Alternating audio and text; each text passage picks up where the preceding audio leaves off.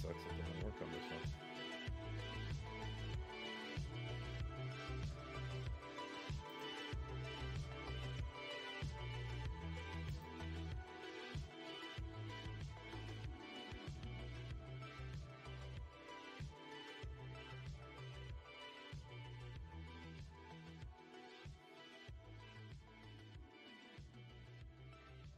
How the hell? Never mind. Like, how the hell do you put the timer on for OBS? Huh.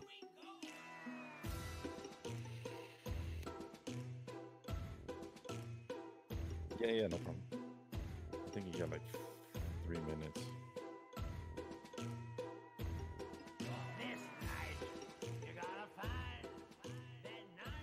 Hey, hello guys, what's going on?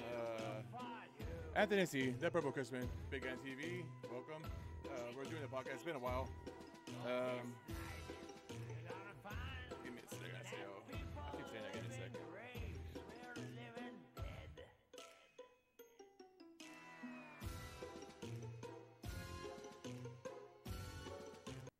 Oops.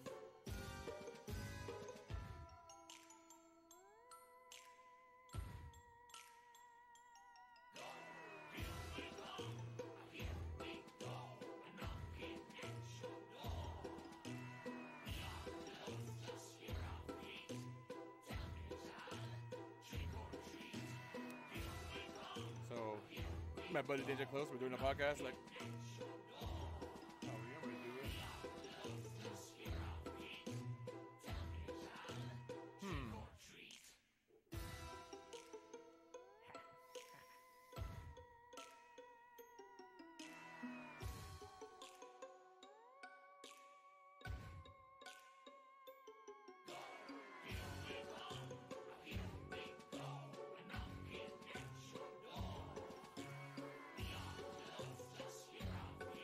Alright, give me a second. Let me check something real fast. Hold on.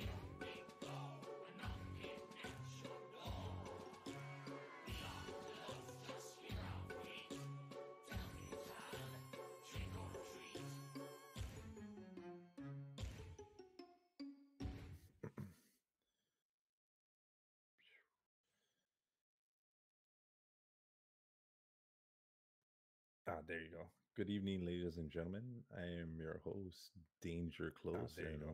Good evening, ladies and gentlemen. I am your host. My co-host Big Ant. He had to step away for a second, and we are back. Taking a break from the. Oh, there he is. Taking a break from the.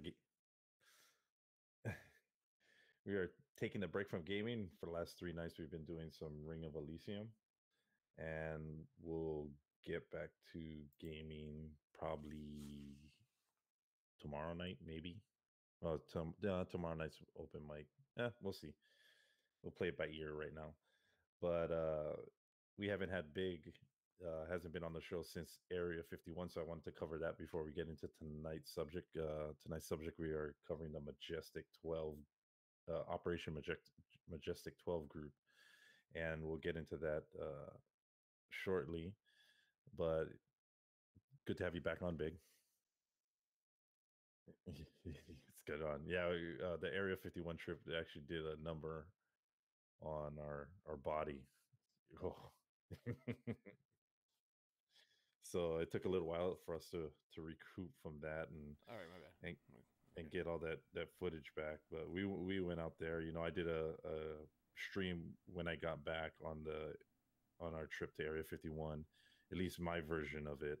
And I actually, when Big came back on, I wanted to ask him, you know, what impression did you get from the place, at least where we covered? Where we're at, it's 100% tourist spot. That's 100% show where we went to, dude, for sure. Mm-hmm. It's just a facade for people to go over there, dude. You can tell right away, you know. Are you talking about the actual little place, all of it, all of it? The whole thing, like, we're going over there. It's just a straight tourist trap almost.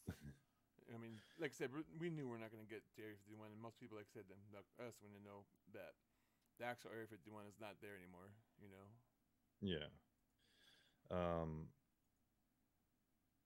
when I went, at least if you step away from the little alien and you're up on the border and of the base and all that kind of stuff, you can sense the secrecy in it. At least that's my takeaway. But if you go to like the Alien Research Center and the little alien, their businesses and they're catering to especially the little alien is out in the middle of just nowhere. Middle of nowhere, literally. I mean, all you see out there is cattle ranchers and and that's it, and security guards for the base. Pretty You know, much. Hey, yeah. Todd Bartlett, how's it going, dude? Welcome. So, Darian's father. Hey, how's it going? Darian's father. That's the cop watcher guy. Hey, oh yeah, what's going on, dude? We're gonna hit Scottsdale Saturday. I hope you're gonna be there with your son, dude. I think he's gonna be there. It's gonna be cool. High Desert Community Watch will be down there, and he's a nice guy, dude. oh wait, what is that for cop watch on Saturday? Yeah, he's got like 60,000 subs from High Desert Community Watch. He's pretty cool. Oh wow. And he's a stoner, so he'll be staying at my house. So it's gonna be cool. So yeah, that was our thing with Area 51. We couldn't get any good footage at night because just snowstorm just blew right in, and that was crazy. And what you call that? Well, it was about 3 o'clock in the morning when we stepped outside, didn't we? Yeah, it was about 3 o'clock in the morning when we stepped outside, and the night was just crystal clear. Oh, I guess, yeah, I guess it was, huh? Yeah, because we packed up and left around 4 or 5 o'clock. Yeah, but like I said before, if you guys ever have a chance to go out there, go out there. It's worth it. I think it was worth it. But anyway, we're continuing um, our UFO government cover up type investigation, and we're gonna go before Area 51. In fact, we're going way back before Area 51, before Roswell. Um, President Eisenhower signed established Majestic 12. It was established it was established by special classified presidential order on the 24th of September 1947 at the recommendations of Secretary of Defense James B. Forster and Dr. You might remember this name, Vannevar Bush, and I believe that's George Bush Senior's father, not our uncle. He's part of the Bush. He's actually part of the Bush family. Sounds a little I know familiar. that. Yeah, he was a physicist actually, um, and he was chairman of the Joint Research and Development Board. Operation and operations are carried out under a top secret research and development board. Let's see, intelligence group directly responsible only to the president of the United States. The goal of the Majestic 12 group are as follows. See, I managed literally like 20 minutes ago before I jumped on stream. I managed to uncover, I wouldn't say uncover, find more documents towards this particular group. Now, in the UFOlogy community, this particular group it splits the community in two. Half of the community believes these are real documents, and the other half don't. After listening to lectures, they on both sides they really make a compelling case. But on the people who don't believe it, it's their case that they're not true is kind of, they nitpick certain words in the document and say, "Oh no, a general wouldn't call him, from the Navy wouldn't call himself a general."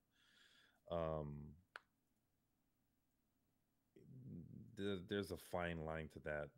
You talking about the way people address themselves in the military now compared to back in 1947.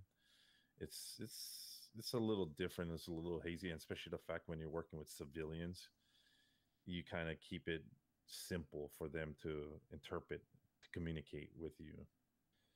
So I managed to find this handbook, and it's literally all these documents on Majestic 12. It's a manual for people who are serving under this particular group. And it is called, let me get to the main page. It's called SOM 1-01, the Majestic 12 Group Special Operations Manual, Extraterrestrial Entities and Technology Recovery and Disposable. And it says top secret Majestic eyes only. And when you see that top secret Majestic is their clearance. Like everybody says, you only can go up as top secret. Well, no, there's sub top secrets. Like there's top secret, and then there's the code name behind it. So yes, you may have top secret, but if you don't have that code name behind your clearance, yeah, you can't have access. Like I have top secret clearance, and I think so. I have it for another 5 years. So, but I can't just go and open any top secret document without certain clearance, you know. But the Majestic 12 group was built of literally 12 high-ranking officials, from scientists, engineers, and high-ranking generals from the military.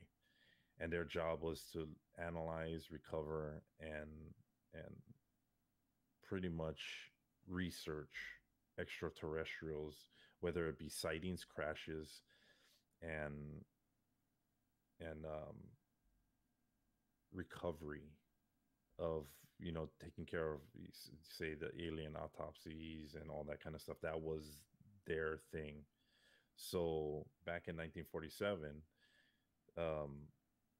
there was, from what I understand, President Eisenhower had a UFO encounter, and he kind of lost it. He became paranoid that there would be a threat to the United States, so he started the Majestic 12 group just to counteract. And he wasn't the first president to have that encounter. All the way back to George Washington, from what I've read, there's documentation records stating that they've had similar encounters. I kind of go into detail on the encounter itself because it's hard to find his story, but the well-known ones are Eisenhower and President Reagan. In fact, President Reagan actually addressed an extraterrestrial threat in one of his speeches. I don't know if have you heard that speech, Big? Which one? The Ronald Reagan speech where he says we should. Oh yeah, we should have. It'd be so much easier if we had like an extraterrestrial or some other force coming to our system that we can unite or something, right? Yeah, it was talking about how fast the world would unite to defend the planet from extraterrestrial threat. Those are the only lines I know from the speech. But he goes on. And now the Majestic 12 group doesn't exist anymore. They lost funding over the years through government-wise.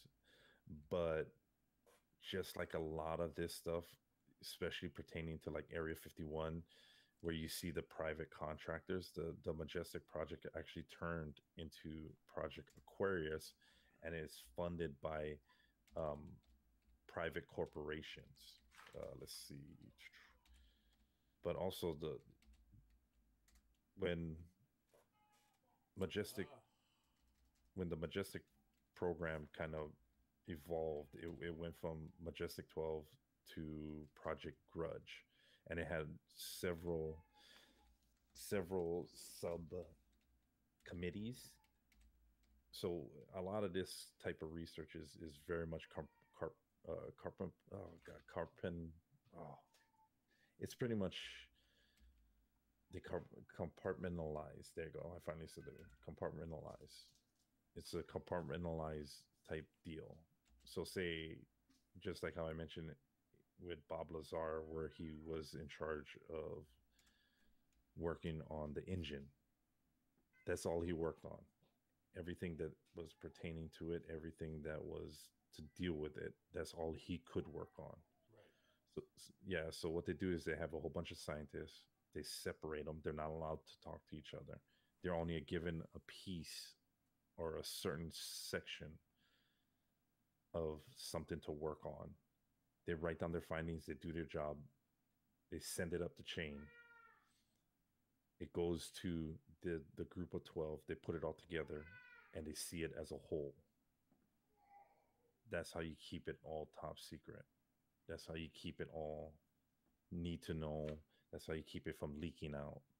Now, when somebody like Bob Lazar or John Lear or many people from high ranking government agencies who left their jobs, who have come forward and say, yeah, the US government has UFOs, the Russians have UFOs, hell, the Nazis had UFOs. Those particular people, they weren't just, weirdos wandering off the street. No, you know, Nope. there were yeah, there were people who worked way up there in the commands. You got ex generals, you got I think so. It was Project. Let's see, Project. What was that? Oh God, Project Disclosure, who was started by Stephen Greer. I know. He's a He, good guy. He's one of the top guys on there. I know for a fact that I watched all his stuff. Stephen Greer, his Disclosure, his what's another one?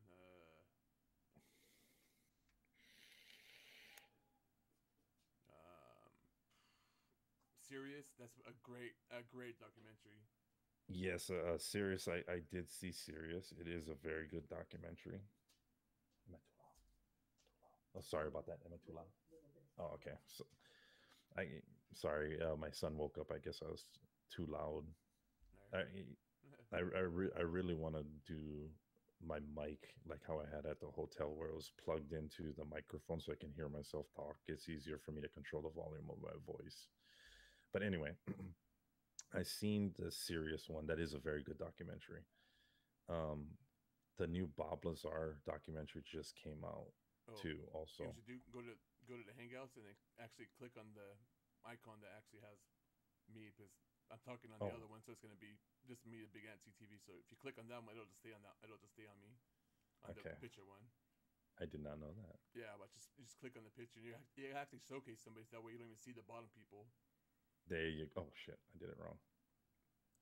You just literally just click on it, and that's it. Yeah, well, remember how I was telling you my computer? I turn it off, so I got two monitors to do the podcast. Right, So I got right, to go slowly because I'm looking through it at a small screen. right. I get that. Yeah, but yeah, Stephen Greer is a great. What's up, cheeseburger? What's up, Twisted?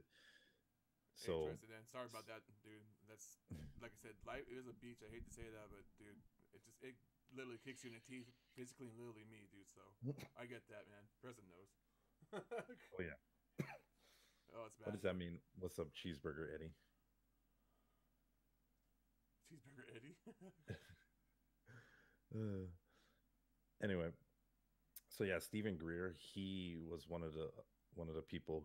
He used to brief presidents from Obama down to Reagan, and he like we were saying before, he wasn't no schmo walking off the streets.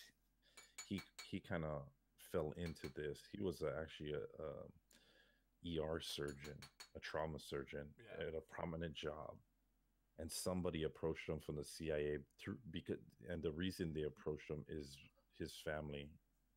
yeah, he has His connections, family, but yeah, he had connections. His family was part of the CIA, and his family was big into government.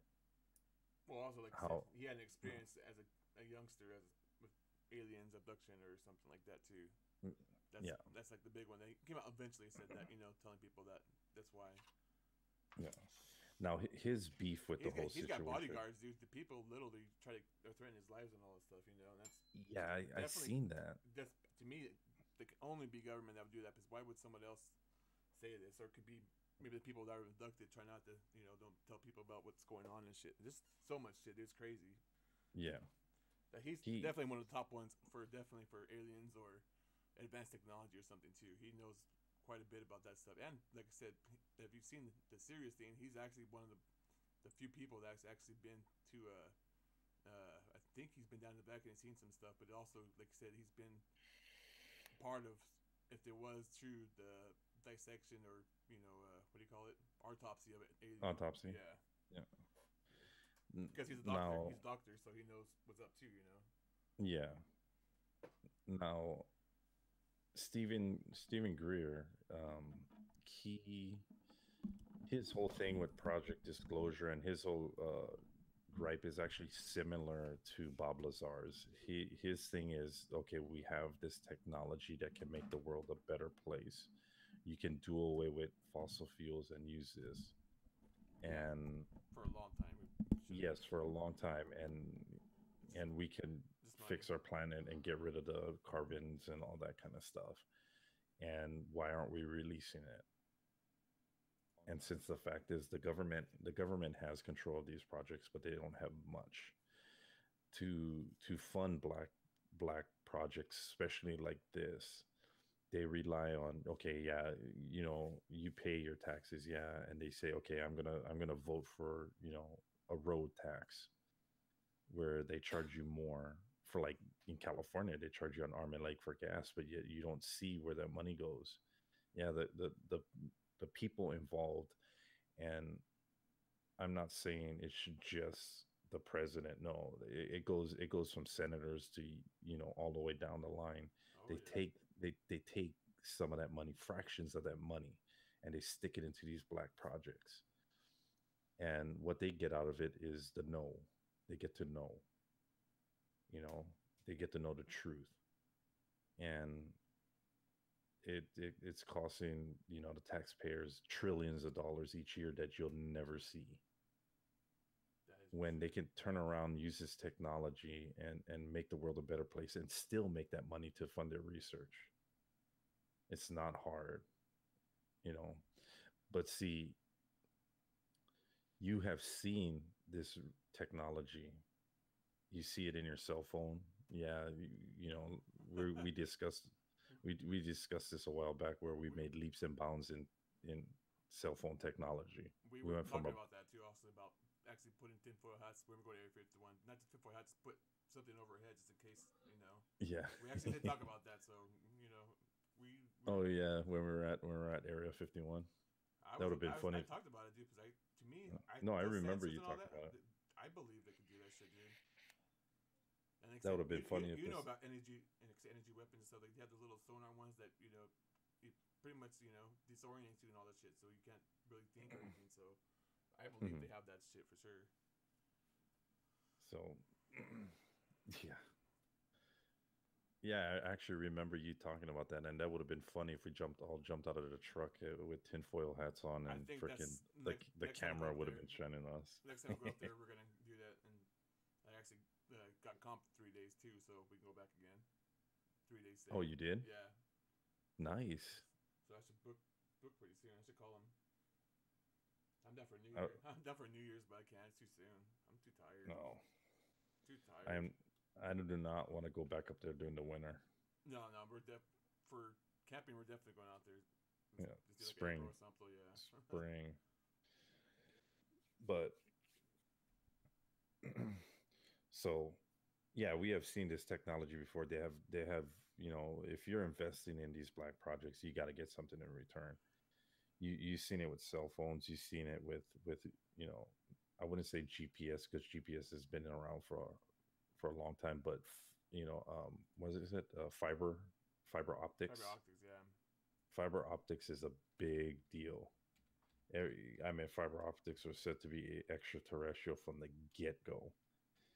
It's communication via light, you know and fiber optics is slowly creeping its way up to the mainstream.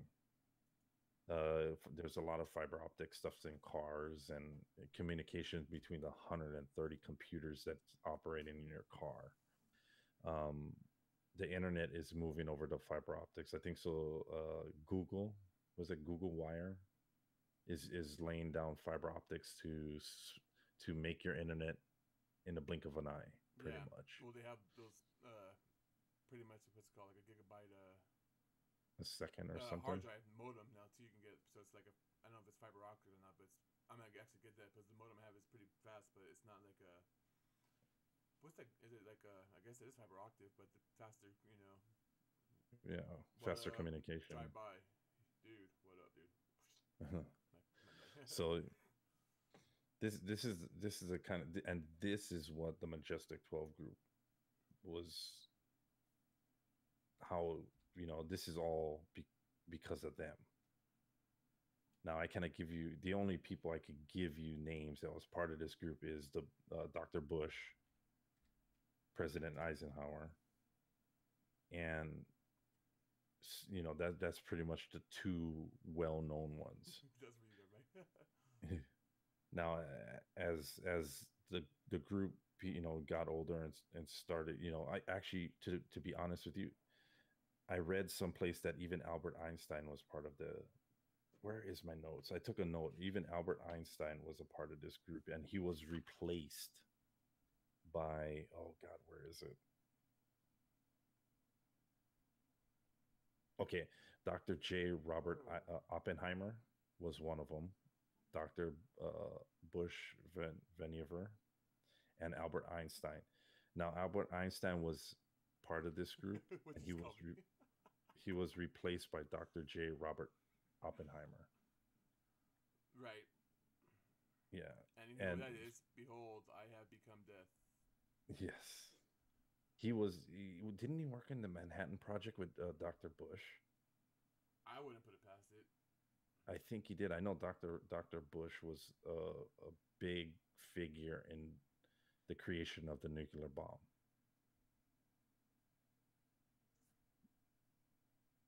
Fast forward to when the nuclear bomb was turned into like an ICBM. You hear about the Majestic 12 again, because there used to be a lot of UFO sightings when we used to test. There's actually tons of video and tons of stories from Minutemen. And if you don't know who are Minutemen, those are the guys who actually sat there behind that counter 24/7 with a key, waiting for that phone to go off. It's the president on the other line saying, Yeah. "Send it." Saying something, yeah. Yeah, pretty much send it. Send that nuclear bomb. Now, I've watched interviews of these Minutemen who said, "Oh yeah, out in Kentucky. We were testing, ICBMs, um, intercontinental ballistic missiles." They would, pull them out of the silos and practice a launch when an unidentified flying object would fly over, and literally they would lose control of 23 missiles. The things would just shut down.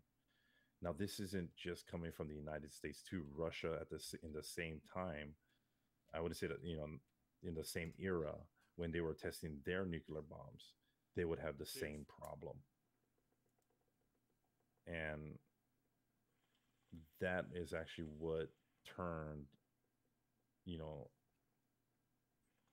it up the UFO phenomenon from just I would like to say from a side project to a threat. Because if these things could shut down 23 ICBMs like nothing, how would we defend ourselves? Correct. Now there is a by Well, that's also a all, conspiracy we go into too. Is that a lot of the things like why we don't have nuclear war and all this stuff is because the aliens are actually going by them, disabling the warheads. Like their laser, they shoot some kind of thing to disable them. yes, there was actually footage. There was a guy who was filming. Where was it? This was in California. They were testing an ICBM rocket. They didn't have a nuclear payload, but they were testing the rocket itself. They fired the rocket and it got to top speed, and a UFO flew by, hit the nose cone of it with a laser and blew it up. Now the cameraman himself didn't see it happen. It to them it just looked like a crash. But when they took the film, had it developed and sent it to the powers that be so they could go and analyze it, he was called into the main general's office and said, what'd you guys do? And the guy was like, we didn't do nothing. And it shows a flying saucer actually shooting down an ICBM test. there's a large part of the UFO community that believes that this is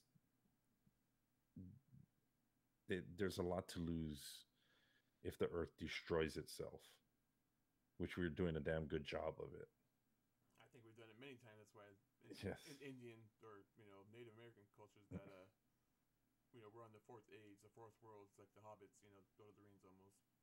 Mm. This is just one intergalactical science project here. We have a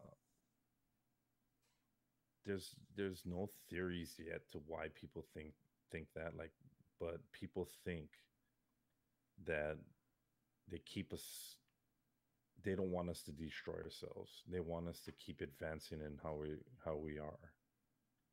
That's why they see these nukes, they let us have them, but when it comes time to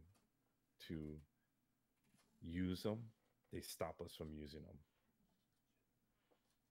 Now with North Korea testing nuclear bombs, I don't know how that goes. They're slacking on their job. You know what I mean? Right. But it's there's a lot to it. Right. No, your computer froze. But are you looking good on my end? Okay. Oh wait, move your head. It's froze. Oh yeah, it is froze. It'll come back. Like I said, I think this needs to update this laptop. Yeah, yeah. But it could be like, 'cause I have so much stuff going on that I think I need to upgrade my modem, dude. I'm pretty sure of it. So I actually have a short video. It's from the History Channel, and it's about the discovery of this manual. Now this manual, I didn't watch the whole video because we were just about to start stream, and I wanted to find this particular manual for tonight's stream because the domestic 12 program, right, there is only 20 pages of this document that was released to the public through the Freedom of Information Act. There is actually 90 pages to this document that just never showed up. So that's the thing, is what is and a lot of this document is redacted. I was gonna say, a lot of it's always redacted or blacked out. Yeah, it's just straight. A lot of it is. Sharpie marker it out, dude. So on both sides, that way they can't bleed through it and can read it and shit. Yeah, right. So let me play this quick. Okay. It's like a 4-minute video, and then let me put it over here. Unmute me. And then we'll go over this book. What is manual? And then we'll go over this book.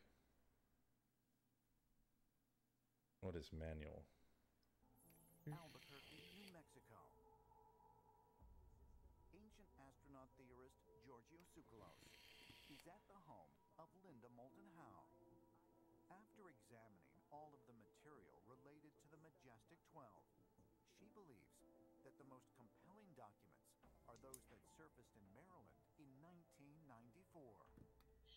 This, to me, is the best document that's been leaked. It's called Restricted Psalm 101, Majestic 12 Group. And all of us, when we first saw that title, Extraterrestrial Entities in Technology, Recovery, and Disposal, one of the first things that everybody wanted to do was find out, okay, did they use this stamp in 1954 from the War Office? Turns out that they did, all the way up into the 60s. And one of the more important pieces, I think, is as you go through here, they found in a government printing office, take a look at this. This is from a blower where they were doing a test. And look at this unauthorized, and look at what happens to that Z. It raises slightly. Right. So Bob went to the government printing office and found a guy named McCarter who was printing in the GPO in Washington, D.C. in 1954. And he took one look at this text and he said, this was done on a monotype.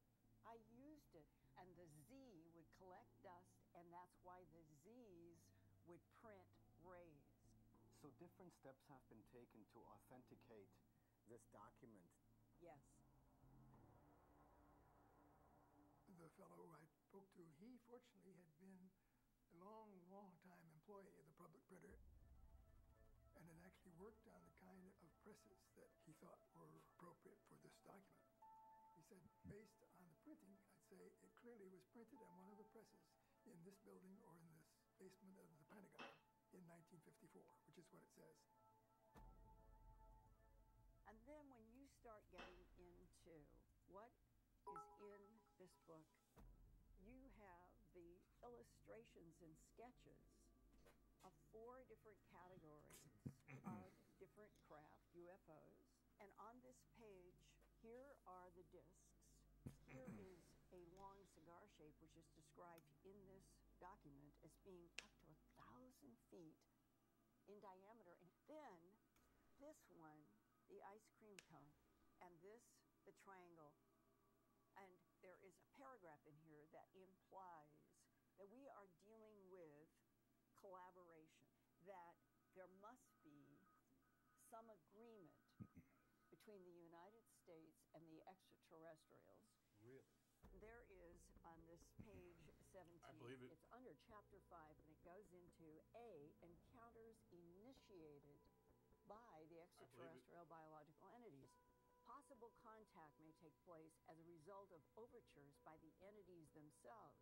In these instances, it is anticipated that encounters will take place at military installations or other obscure locations selected by mutual agreement. This By is mutual? Wow. 1954. So it's a count According of to the third kind. Majestic 12 True document, Yep. story. True story. the men who made up this group and were in communication with So it's beings counted from as the other third kind. worlds Yep. Story. included True top story. scientists, government officials, and high-ranking military Cheers, personnel. y'all. In 1954, President Eisenhower supposedly Cheers, met with y'all. extraterrestrials in Palm Springs at Edwards Air Force Base, otherwise known as Muroc. And there's a lot of whistleblower testimony about his presence at this meeting. He was just as probably alarmed or shocked as anybody, realizing the larger picture. But with all the whistleblower testimony about these different encounters, I pretty much side on the fact that he did So make that contact. was a quick statement by the Majestic. Quick rundown on this particular document. So that was a quick statement by the Majestic. And it's a quick rundown on this particular document. Thank you. All right. And let's see. I'm gonna actually show you.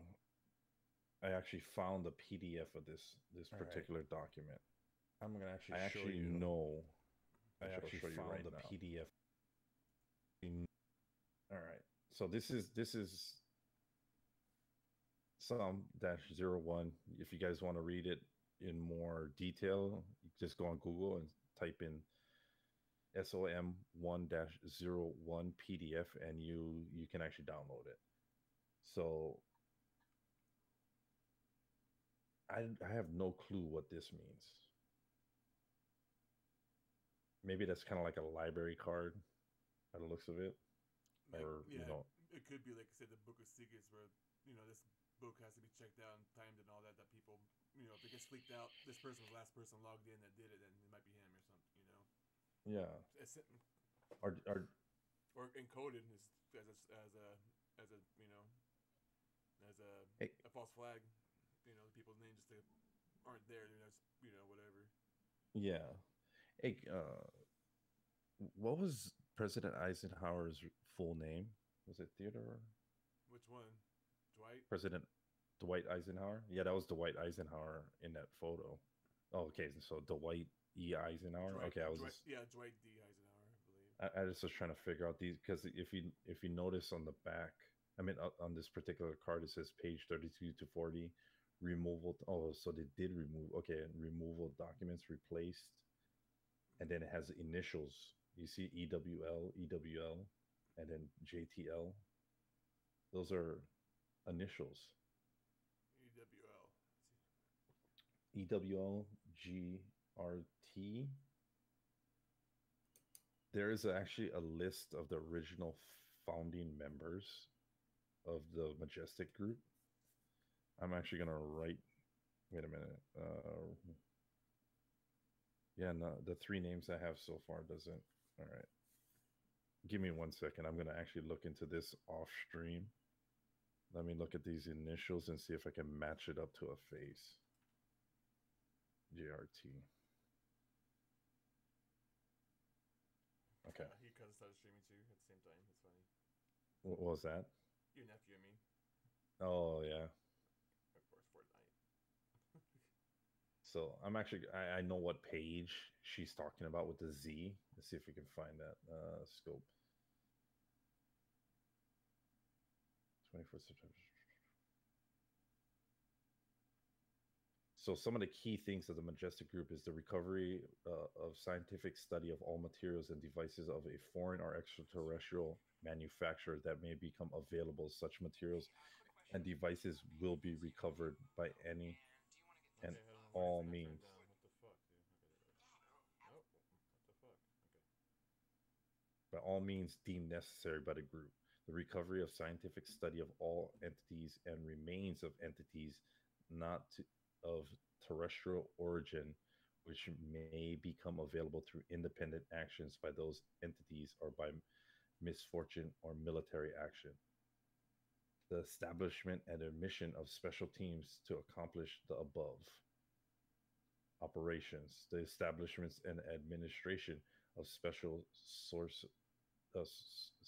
secure facilities located at top secret, at secret locations within the continental borders of the United States for the receiving, processing, analyzation, and scientific study of any and all materials, entities classified as being of extraterrestrial origin by the group of a special teams. This is that line right there. This is where you step into Area 51, Skunk Works, Edwards Air Force Base, the Cube, which is a new Lockheed Martin special facility, DARPA, who is also next to Edwards Air Force Base out here in California. You know, Lockheed Martin's right up the road. I don't think I haven't. Let's see, Boeing. Boeing is part of that group, I believe. Give me 1 second. Boeing also has a facility out here and in Washington. McDonnell Douglas. These oh sorry, Boeing Aerospace. Yeah, Boeing has. These are these top secret facilities where they do these research. After going through so much documents and so much videos of this particular program, you got to remember it all ties together. This is just one big thing. You know, let's see. Roswell was just the beginning. Roswell was we weren't supposed to know about Roswell. Period. Somebody messed up by coming forward and saying, "Oh, you know," went to the newspaper and say, "Oh yeah, we got a flying saucer." But with that word saying, "Oh yeah, we recovered a flying saucer," they started an avalanche of curiosity that they could not bring back. And when they came back the next day and said, "Oh no, sorry, I effed up. It wasn't a flying saucer, it was a weather balloon." How the hell do you mix up a flying saucer with a weather balloon? You know, They have the similar circular shape, maybe. yes, but not in a crashed aircraft. Oh, all weather balloons have engines and folding metal and stuff. Everyone knows that. Yeah, weather balloons don't have engines though. I know. Oh, you're being sarcastic. I thought you're being serious. I was trying to be serious. No I couldn't pick up the sarcasm. All they have is fucking flame, dude. They literally fucking, exhaust and shit is what they powers them. You know, dude, they helium. don't. Yeah, that's it. It's just a pretty much a giant party balloon. You know, and yeah, you know, I see weather balloons all the time. They look exactly like fucking UFOs. No, I don't think so. How do you got to be somebody special to mix that up, let alone being, you know, high up in the military ranks that they put you on camera and said, okay, yeah, tell them it's a it just don't add up. Right. And it's, yeah, it just don't add up. But let me get back to this document. Let's see.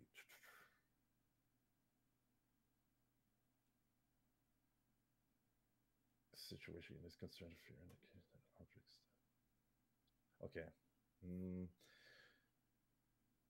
Current situation. It is considered, as far as the current situation is considered, they use considered a lot, that there are few incidents that these objects and their builders pose a direct threat to the security of the United States.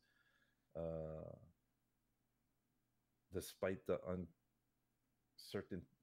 uncertainty as to their ultimate motives in coming here. I like how they say that, in coming here. Certainly, the technology poses by these beings far suppresses anything known to modern science. Yet these presents have seemed to began. Did I say that right? Huh. And they've seemed to be avoiding contact with other species, at least for the present. Several dead entities have been recovered, along with a substantial amount of wreckage. How much you want to bet they're talking about Area 51? I'm not Area 51. How much you want to bet they're talking about Roswell? There are two separate incidents that I can tell you from my research into this, that Roswell was the first. Now, Mexico had one. Yes. Russia had one. See, what's another one? The United Kingdom everyone's had their Roswell, dude. It's pretty. That's why it's like this. That's why they talk about disclosure. You know, they suppress so much information and shit. You know, the news. Like I said, there's actually things up there. If you go to the news, that every single person is reading the same script for the same story. You know, oh, what about if Santa was doing this? And the same thing. Oh, what about if Santa was doing? It's the same story for going across multiple, streams or news things, because it's all scripted and shit. So, they don't want people to know about, Roswell is not the only place where aliens crashed or, something happened. Right. They just want people to think that's, if they do that, only one incident happened and we get, attributed to, weather balloon. Yeah. We don't even talk about the other stuff. So, the because Roswell. Our government has, like I said, has a world government that monitors UFOs and all that. They secret. They're 100% secret. Mm-hmm. So they have a military that actually specializes just for stuff like that, extraterrestrial or whatever. For I don't know. I guess you could say occult or spiritual, anything. Same like Hitler did. He has like a division for shit like that. That no one on our side of knowledge we have. Yeah. So Roswell, we all know. We all know. We've all heard. There was an alien crash. They supposedly recovered bodies, but there's a particular thing that happened not even a month later. Also, it happened in Arizona towards the Mexican border. In late 1949, alien aircraft crashed in the United States. The alien aircraft was recovered partially intact by the military. One alien survived the crash. The surviving alien was male and called itself EBE. Now we see EBE throughout this document and throughout many other documents. This particular story that I read comes from a totally different black project. Anyway, let's see. It was learned the alien came from a planet in the Zeta Rachel star system. I know I said that thing wrong. About 40 light years from Earth. Okay, I'm gonna stop right there for a second. This particular star system, it comes up a lot too in past documents. What's it called? It's a ZETA space RITICULI star system. Okay, yeah, Zeta something. Zeta, yeah. Now it's said it's 40 light years away from the Earth. Bob Lazar actually mentions this particular star system, um, saying that's where the alien spacecraft that he was working on came from. Let's see. See That's because the that's another thing. Like say that if this is true, like I said, there is a space station like the Interstellar that's by Saturn, orbiting it, like the Death Star. Pretty much, they're saying almost. mhm, If this one is of the true, the moons. space station is if the moons is actually a Death Star. That's what the big theory is. Huh. It's crazy one. The Star Wars is almost like a documentary. I definitely got to look into that. That's So a big the one. Watch, you'll trip out on that one too. I know so much. I don't know how I know all this shit, dude. Just remember all this fucking shit. so this particular extraterrestrial survived. It lived until June 18th, 1952, when it died of an unexplained illness. He provided valuable information regarding space technology, origins of the universe, and exobiological matters. Okay, now back to what the lady said in, well, this particular document, when it says first, when we establish contact, we're working with other people, other, we're working with extraterrestrials. They're gifting us this technology. They're saying, here, take this, learn what you need to learn, but they're still keeping their distance. They're just monitors to make sure we don't. Well, to me, I think they actually, as long as we don't leave the atmosphere, if this is true, aliens or whatever, and we kill each other, it doesn't matter. As long as there's a planet still left over. You, If the human, like I said, if we, what the fuck, if we actually kill each other off the race, and like I said, it's actually means for other races to come in if this is true, like I said. And depending on the people you talk to and the experts, like you said, there's multiple races, like 8 to 12 or whatever races, alien races besides us. mm, They could actually say, if you want to actually go really, real deep into it, they could actually say animals are aliens. All the different things are different forms of aliens. We're well, forms of aliens. Whatever. if you want to go back to it, we know our origins from what other people have told us, other human people have told us. We can go say, okay, the Bible tells us we came from Adam and Eve. God created us. If you want to go into a religious term, Our evolution, evolution, yeah, our evolution, exactly. which is 100% not religious. Yeah, right. It's a scientific version of it. Okay, but then if you look at human beings around the world, you know, everybody looks different. Everybody's unique. Everybody, and then if you go into races, we have different skin colors. We have different, eyes. Everything is different. You could actually honestly, you can actually say maybe we're a mixture of extraterrestrial beings from all over.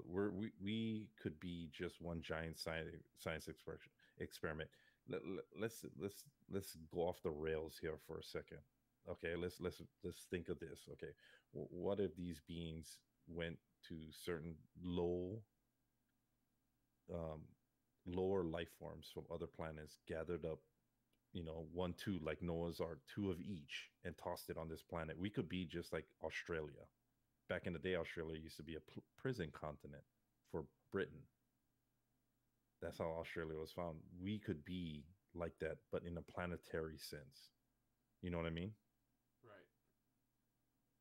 That's, yeah, we could be one giant science experiment. Maybe that's the stake they have. Let's take these life forms, these lower life forms, toss them on a planet, see what happens. You know, we're the Truman Show, but in a global, in a galactic. Like, I think so. Yeah. Did you watch that South Park episode? Yes, actually, that's I wasn't thinking about it when I said it, but yes, that actually popped into mind. It's so I great, was like, dude. It's the funniest. It's you probably know, true too. it is, it could be. We cannot, you cannot really check that off the list, because we don't know. Will we ever know? No, Mm, I think it's die again. maybe we're too, we as a race are too stupid to know. Yeah, we're limited. That's why. Yeah. That's the thing. If there is, a higher being, then he created us to only use. Oh wow, My bad. no, you're fine. He created us to use only at max 20% of our brain. Why would that happen? Or we evolved? How come we only evolved to use 20% of our brain capacity or something like that? With people say that no, we do use 100% of our brain capacity, the theories and all that, but Yeah, if I don't from think it's true. from what science is, if we used 100% of our brain, we would be a whole nother We don't need to talk. superior. We wouldn't even. Yeah, You don't need to we'll talk. be a superior. Yeah, you don't need to. Yeah, well, I guess you'd be God. I guess you said you don't need. You wouldn't need voice communication. You wouldn't need sight. You wouldn't need anything because you're living in that whatever 25th dimension. I don't know. And there has been alien abductees that have mentioned that when they were abducted, these particular beings communicated not vocally but mentally. But it sounds like You- the voices to them. Yeah, it sounds like, or what do we say, a spoken language or English or whatever the language. Right, it was all mentally. Well, there's another. I think this one I'm not sure.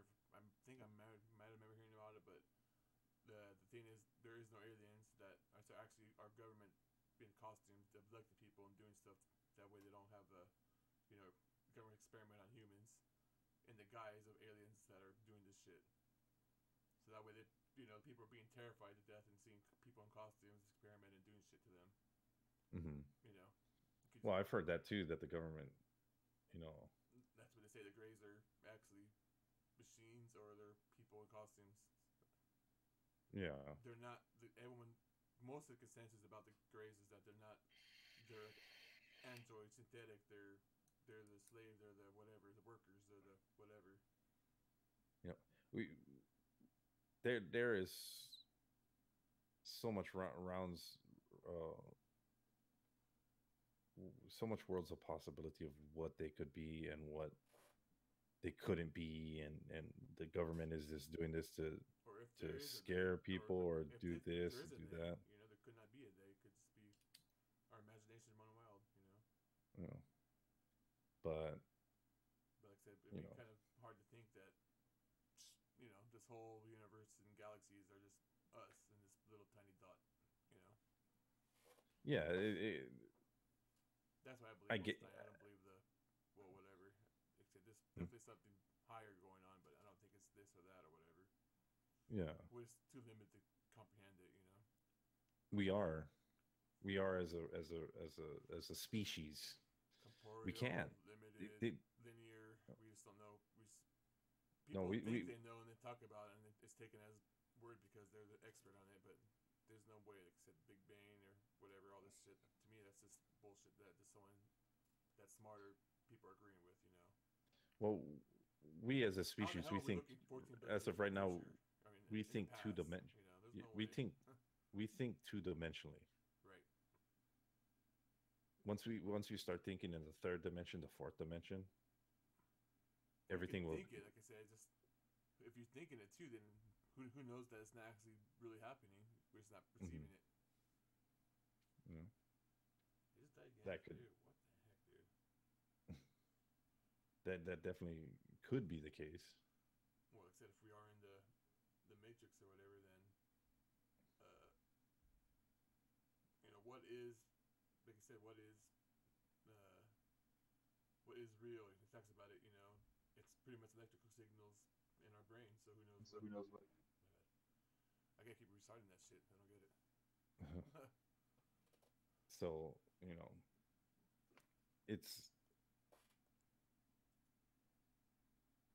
it's hard to comprehend, and if we go down that road, we're gonna veer way off. No, big time. Yes, but But that's what I think it's crazy. Like I said, if you go into one thing, a lot of these conspiracies and talk about it like, somehow link a lot of it to each other or something else, but somehow they're always formed together or something. yeah, All one way. everything's intertwined. You just got to find the connection to it. If you go through a lot of these documents that surface and come to light, you notice that you notice that okay, you see, Majestic 12 on a totally different separate First document. yawn. That's not good, but not very tiny. I you still know want to play some bro after this. Afterwards. you you see evidence that come to light, and it mentions a phrase or a program or a team that connects it to something else, a document from 20 years later. Here we are. It's been 40, no, it's been like 35 years since Bob Lazar came forward. 1989 he came forward and blew the whistle on Area 51, and we still talk about it today. And yet He's the man, everything dude. For sure, dude. Balthazar's the all man. yeah, all the oh yeah, most definitely, all the things that he said that people were like, yeah, you're freaking crazy, yeah, that never happened, they're happening. There's you too know much y- information now. That's why they said, because Al Gore created the internet, that everyone knows shit. y- That's a big well, conspiracy. yeah. Al Gore created the internet, and Gwyneth Paltrow I don't brought want to. Oh no, we're not going down that road. Gwyneth Paltrow brought yoga We'll, to the American no, skies. we're gonna stick to this subject, and then we'll get into Bob Gore later, Al Gore later. That's so Man, great. bear, pig. That's the greatest joke. That's always so good. I'm cereal. I'm cereal. They don't you give a know, fuck. That's what's great about that too. They should start a podcast, but they don't give a fuck, and they've actually, they've pissed off the fucking elite and shit. They air some of this crap for sure. This South Park, whatever, those guys, because they're literally, they put it up there too. It's almost like a TMZ in cartoon form, almost. They put the mainstream just change the, narratives and characters and all that stuff, but sometimes they don't. Literally, it's just straight out, the person. so this is actually one of the things I really wanted to get into in this particular document, that I noticed is description of extra terrestrial biological entities. They actually go down into detail, and if you guys were actually reading it while we were talking, according to this is the EBEs. This is one of them, and the way it describes it's the grays. I'm not gonna go into full. I'm not gonna read the whole thing out, but but you see the eyes are small, wide set, almost almond shaped, with brownish black, you know, eyes. So, and then if you come down, there's actually type 2, which is a totally different. This is 3 to 5 feet tall. Um, they're a lot smaller, especially in weight, to 25 to 50 pounds. Where the first one was between, They're a or slave was it race. That's what I believe, right? That's what. 80 to 100 pounds. So this is as far as I got. Pretty sure, like I said, if you read a lot of stuff into it, I think they most of the consensus, like, I'll put my hand quotations in there, is professionals that the grays are just the slave races to the other races. Yeah. Usually the less superior of a race usually tends to fall to that. Look at the Romans. I mean, the Romans was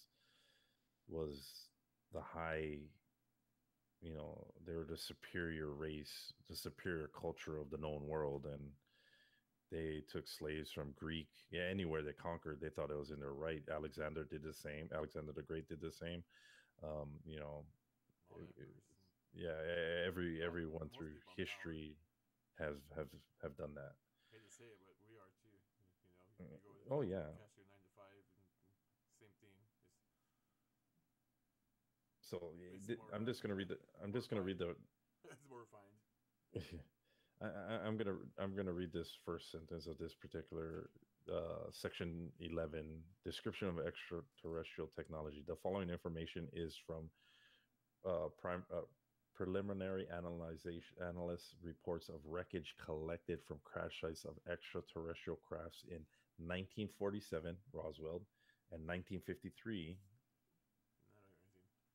1953, which is, I gotta go back to my notes to find that date. Okay, no, that wasn't it. In 1953, particular crash.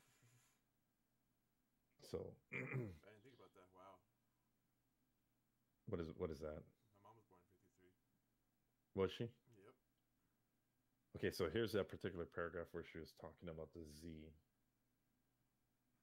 and it's under the press blackout. Where is it?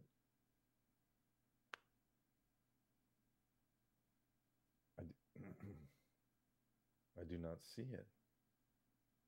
Am I looking in the right spot? There's one right there.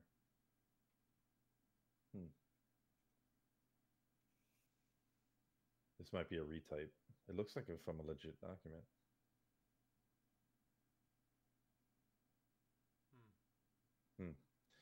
This thing goes into great detail how to press blackout, moving, cleaning the area.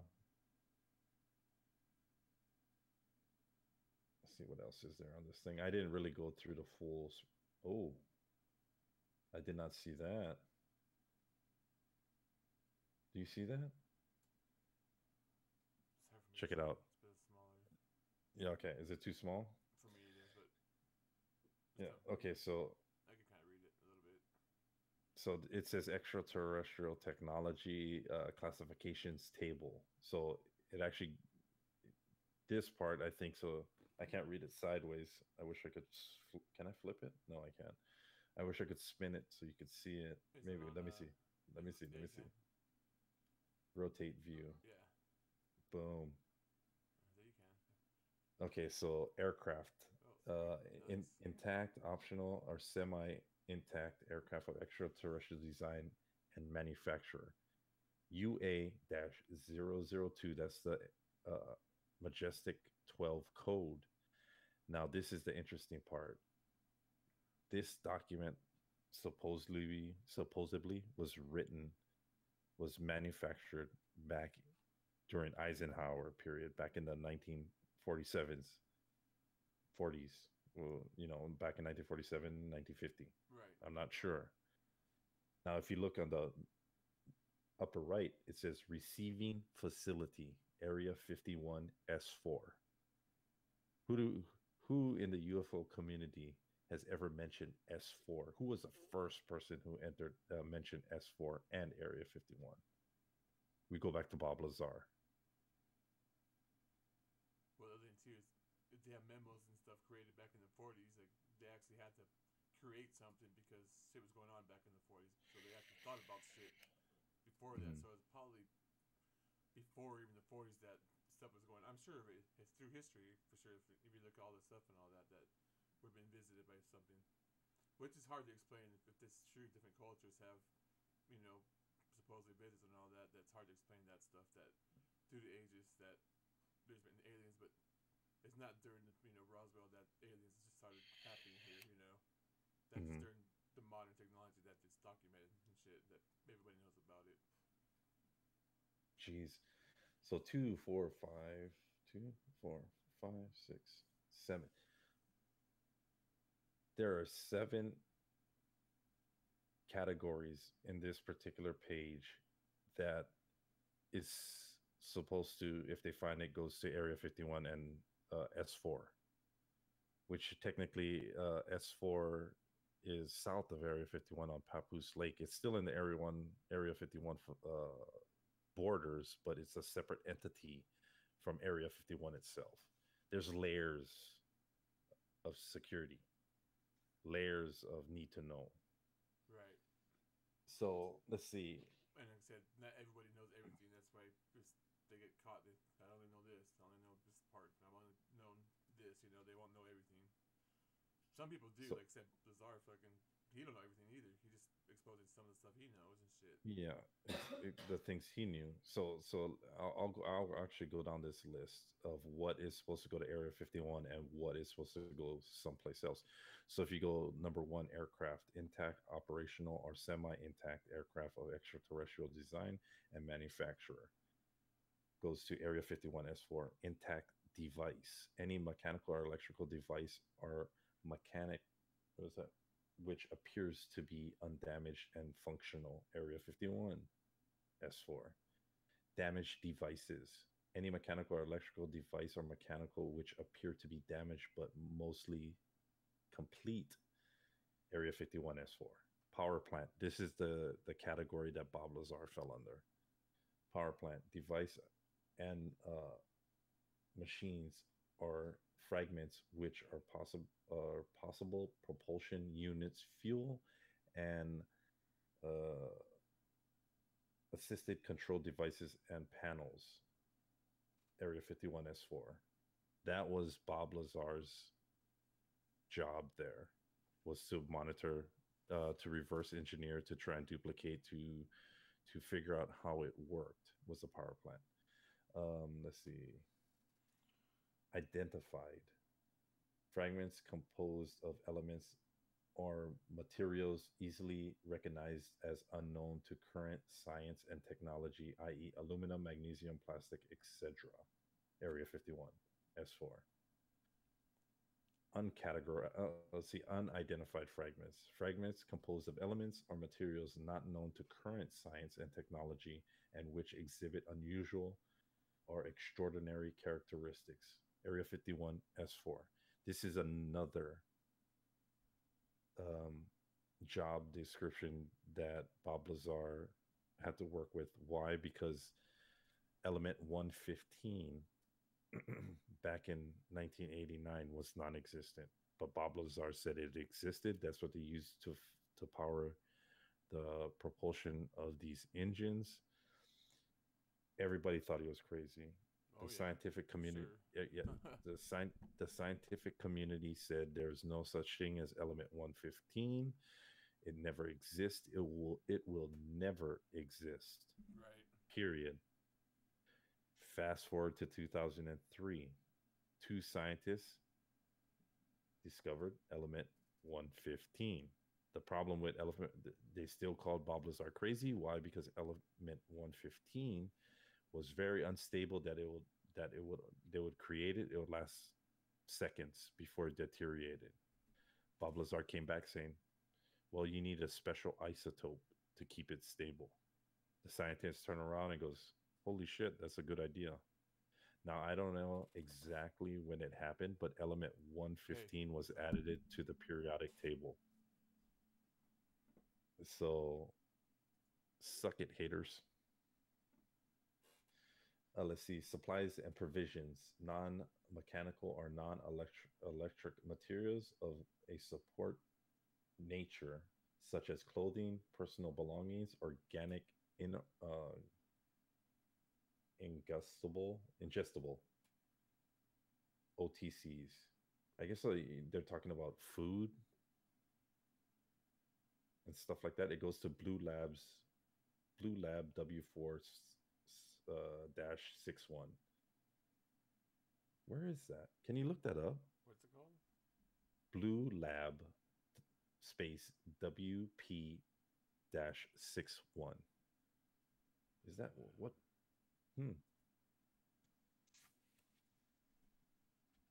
Let's see. Number 8, living entities, living Blue Lab what? non-human. Yeah, Blue Lab. Hold on. Yeah.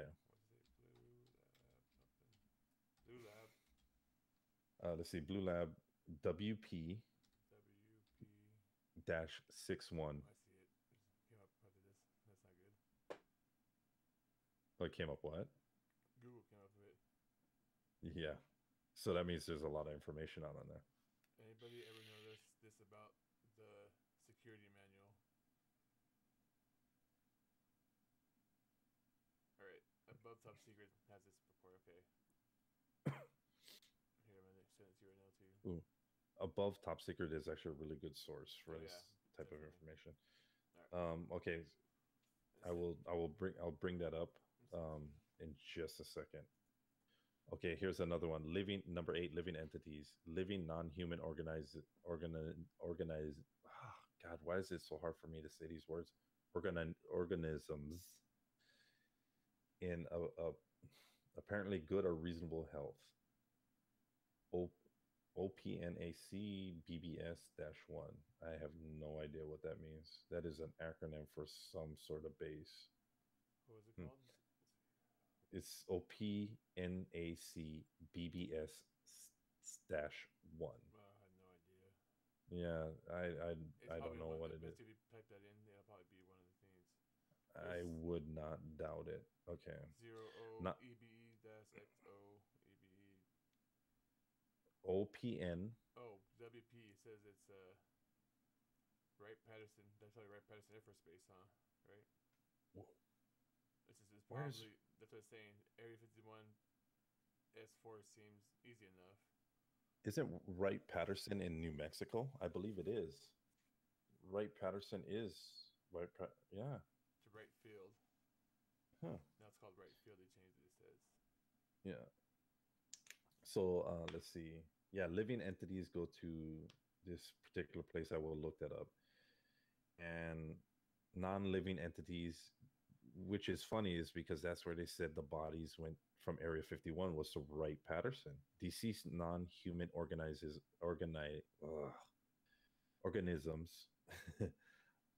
Let's see. Remains and other suspect organic materials. Media. Wow. Number 10, Oh, printed matter, electric records, maps, charts, photographs, and film go to building 21KB88. Hmm. And last but not least, the main thing is number 11 is weapons. Any device of potential of a device through to be of offensive or defensive weaponry. Area 51S4. Oh wow, there's a nice little there's so much. There's the link. Damn, there's all yeah. kinds. Living Wow. entities may be contained in total isolation pending arrival of OPNAC I'll be personnel. back. I have water. Wow. I'll be back, dude. Yeah, no problem. And then I guess in this manner it shows Alright, like guys, there's a I'll be right list back. Give me a of. second. I have to get something to drink. And mute. See, this definitely looks like a military document because they would, if you see right here, and if Twisted is watching, they actually give you in a military document, like say I go to the range, or I make a range card. A range card is pretty much when you're sitting on a spot for a while, you make a range card so you pre-designate your distance of potential targets. Like say if I see a car off in the distance, I could say, oh, okay, I range it at 1,000 meters. I'll put that on the range card. Boom. Any place where a person can hide, range card. They actually give you a printed one in a manual that actually helps you, you know, jot it down. So this particular booklet actually gives you a sample of what you need to. Okay, so this is how you catalog what you find at a crash site or anything like that. There's actually two different ones. Document ship. Yeah, see document shipment so you can properly catalog a craft site. And I guess the rest probably just goes into that.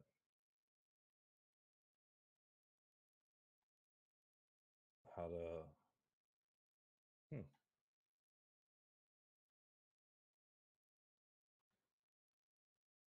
encounters with isolation and custody. Wow, this thing goes through non-living organisms. Ugh.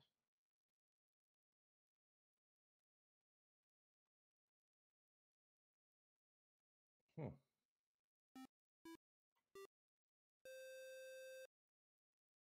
I actually want to read it.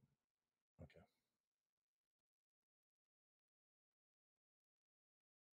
let's take a look at what Big sent.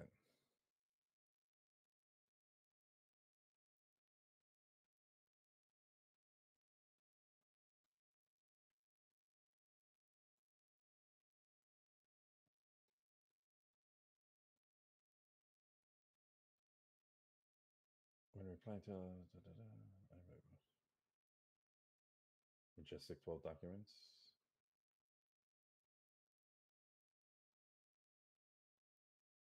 I guess there ain't that much. On page 6, see, it doesn't show that much. Okay.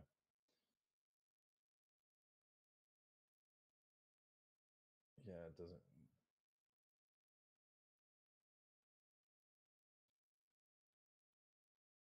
I kind of want to look up.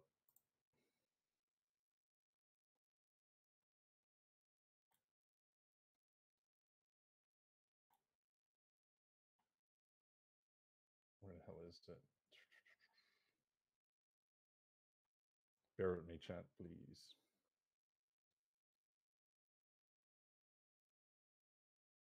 Let's see.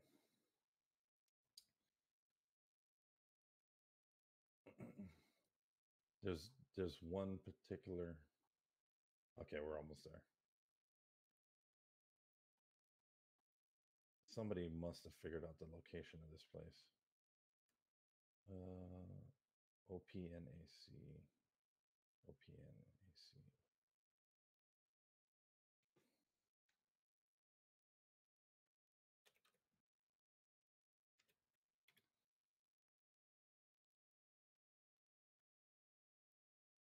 BBS.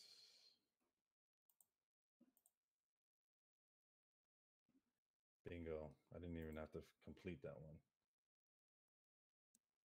Operations manual, special operations manual. Who is this for this? No.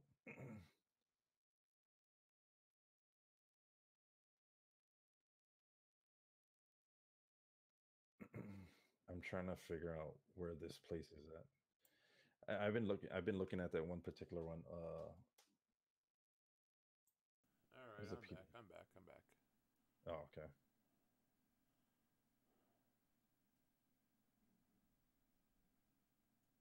Nope, that ain't it.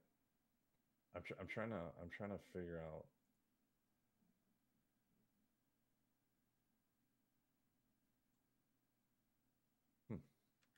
I hope this isn't the same thing. It is. Tell me what you have. Okay, I was just trying to figure out what the OPNAC BBS-1 was. If it was like anybody figured out what location it was at.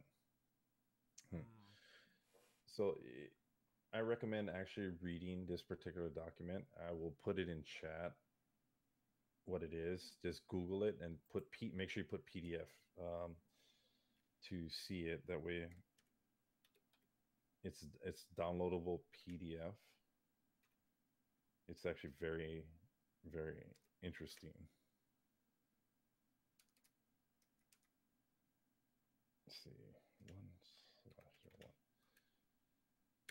So that is the document we just went through, the manual for the Majestic 12, written, published way back in the 40s. And it pertains to extraterrestrial life. The way the government is supposed to handle the situation, I guess. Did you shut down your camera? No, it froze again. Oh, it froze again? Oh, okay. I'm going to get an extra modem, like I said, to hook up all this shit I have, dude.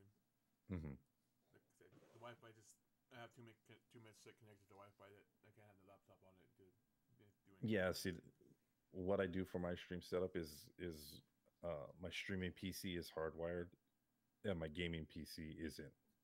So that's the way I got it set up. It needs to be wired, both of them. Yeah. I just have too much shit connected to the Wi-Fi. Yeah. It slows it down big time. Yeah. But yeah, so that particular manual, I just literally found that 20 minutes before the stream started. Not even 20 minutes, 10. and that was me going through it for the first time with you guys. And I really am going to dig in deeper into that particular book and research some of the locations. We already know about Area 51. We already know about S4. We've covered it a lot. Bob Lazar worked for S4. Thanks for the description. Oh, is that on Twitch? It looks like StreamElements, so it's got to be from what's it called? I'll check it right now. So that is, you know, in what is it, the last 3 months I've been researching Area 51, and I was so slowly just keyed on Area 51.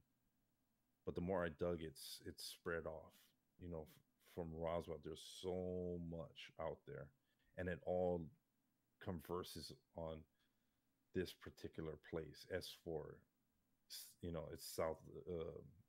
South of north of Area 51. It's 14 miles from the from the landing strip, the runway, the main base of Area 51. It's interesting on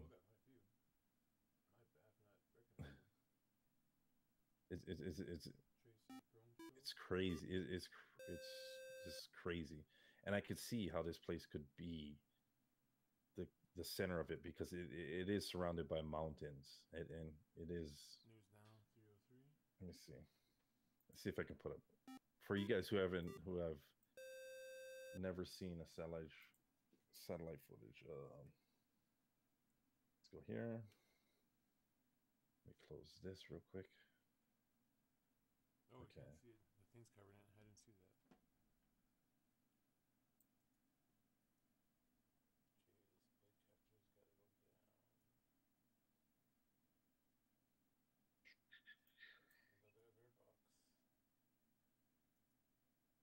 I can find this place with my eyes closed. It's so you can see it zoomed out so far away if you know where to look. Right.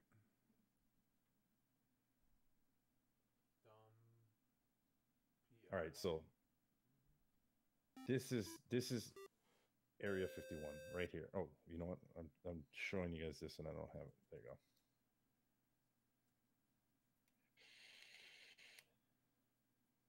So this is Area 51 right here.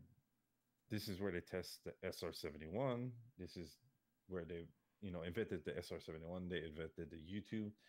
They fly the new Raptors. This is top.